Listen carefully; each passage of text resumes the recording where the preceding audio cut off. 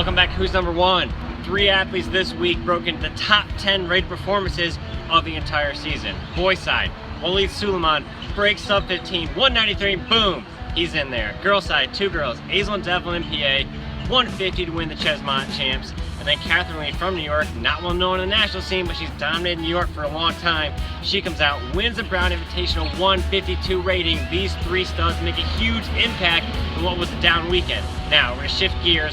We're gonna be at Mt SAC Invite streaming it live all weekend long. We're gonna break down some big changes and the impact they're gonna have in the California XC season. Leading to Mt SAC weekend, why is this meet such a big deal in California? Well, Mt SAC has always been the proving ground for the Southern Section teams. And if you're not in Southern California, you may not realize the Southern Section is the largest region in the country, period. There's over 550 schools just in the Southern Section in California as a single region, one of 10 regions. And most of their courses are flat and fast. So when they go to Mt SAC, which is just a monster of a course with a couple of massive hills in there, a really physically challenging course, it's really the proving grounds for all of these Southern Section athletes as they prepare to go into the postseason. How important is it for teams to prove themselves on this course, being that some of the other invitationals in California are known to be pretty flat? Major invitationals, especially the ones that run along the coast, LA County and Orange County, are pretty flat, pretty fast. Some of them are extremely flat and extremely fast. And kids put up really big times there, but they know that when they go into the postseason, when they go even to a place like Woodward Park where the state championship is, which is a moderately challenging course, they know they have to have hills under their belt. They know they have to have some strength. And so Mt SAC is kind of the stepping stone to that. I've referred to it a couple times as a meat grinder, but it really is a place where they can go and challenge themselves against a course, not just against elite competition, and prepare for a more strenuous physical challenge when the postseason comes around. And does a good performance in Mt SAC or a bad performance make or break your season in terms of how you're going to perform in the postseason? Not really, but a lot of times you do see some athletes and some teams entirely who sort of have their spirit broken to a certain extent when they come to Mt SAC. They may have run Woodbridge. They may have run the Great Cow Run. They may have run Cool Breeze. They may have run Seaside Invitational. Any number of flat, fast courses. They may put up really big times, and they get to the switchbacks and they get to Reservoir Hill on Mt SAC, and it just doesn't come together. And it can be a real confidence breaker when they go into the postseason. On the other hand, the elite athletes have typically performed very, very well there. And so the athletes that are in really good shape have a chance to go there and say, this is really where I am. These are not false times that I've been putting up. I am this strong. And so it really, I don't know if it makes or breaks your season, but it really can make or break your confidence in that regard. Luckily, in the past, Southern Section teams have had several chances, several cracks at the Mt SAC course. And so if it doesn't go well in the Invitational, they've had other opportunities. What teams do you think need to prove themselves this weekend at Mt SAC? Well, to me, it's both a combination of team and individual.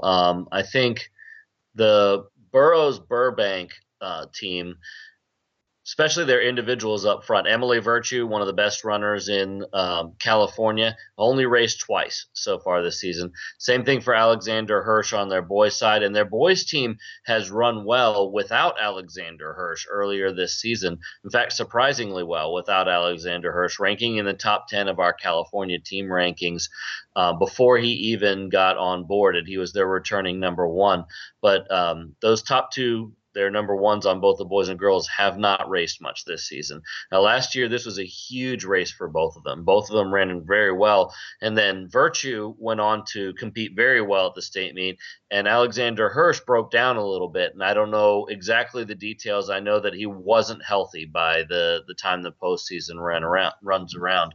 So for Hirsch, I think this is a chance for him to show that he is healthy and to sort of get the completion of what he showed as potential at Mt SAC last year. And I think for their boys team, they could be a sleeper team out of the Southern section once they put it all together, if they're able to put it all together. This could be a big step in the right direction for them.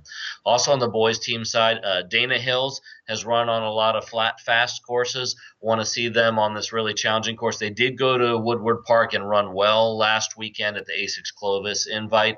But again, this is a much more challenging course than Woodward Park. So when you go to the state meet, you don't want that to be your most challenging course. And that's why teams go to Mt SAC out of the southern section, just like teams go to Crystal Springs out of the Central Coast section or other courses like that up in NorCal. So Dana Hills, I definitely want to see how well they compete. I want to see how well Ukaipa competes. That's another team that's put up some really big times on the flat, fast courses of SoCal, and they also did run well at Woodward Park last weekend, so trying to build on that momentum to get out of the ultra-competitive southern section and do some damage at the state championship.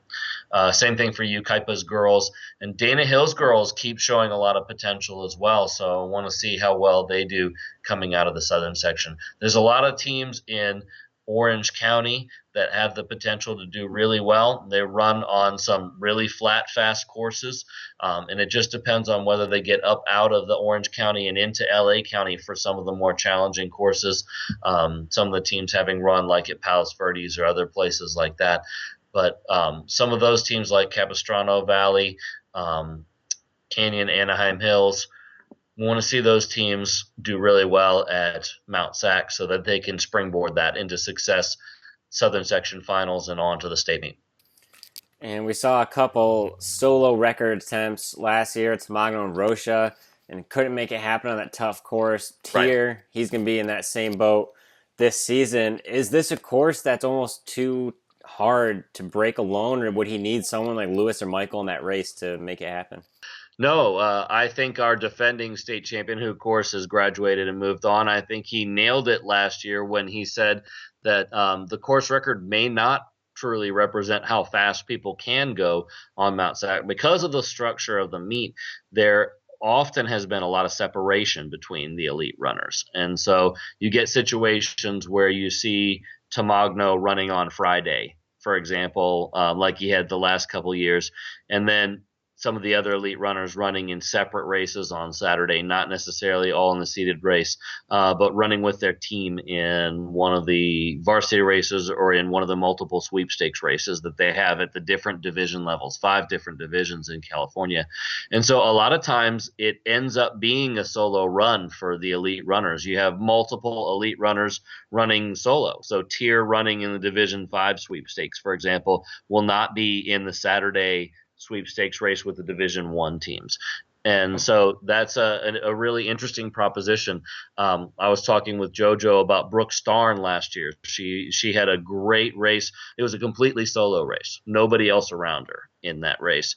And that tends to be the way it goes individually. So I think that Mt SAC is much more of a team proving ground than it is an individual proving ground. Certainly it's individual against the course, but I think it's team against team as well as team against the course. And I think you draw a lot more from the team competition than from the individual competition. And again, when you get somebody who's super elite, they're gonna bust out a big time there. But I think that Mt SAC has more potential to discourage someone who doesn't run well as an elite individual than it does to springboard someone who does run well.